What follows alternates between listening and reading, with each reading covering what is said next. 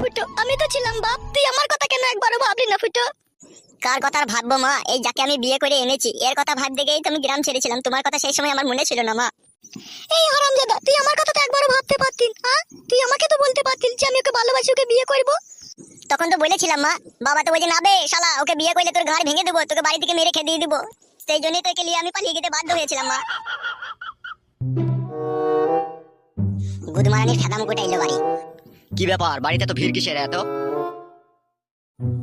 ওগো, আমাদের ফুটো বাড়ি এসেছে। বাড়ি তো এসেছে, সেটা আমি দেখতে পাচ্ছি, কিন্তু সঙ্গে ওই মেয়েটা কাকে নিয়ে এসেছো? ওগো, ওই সেই মেয়েটাই গো, যার জন্য ও গ্রাম ছেড়েছিল। ভালো কথা, এবার ওকে গ্রাম ছেড়ে চলে যেতে বলো। এত নিষ্ঠুর পাষাণ হইও না তুমি, এইভাবে আমার ছেলের উপরে অত্যাচার করো না।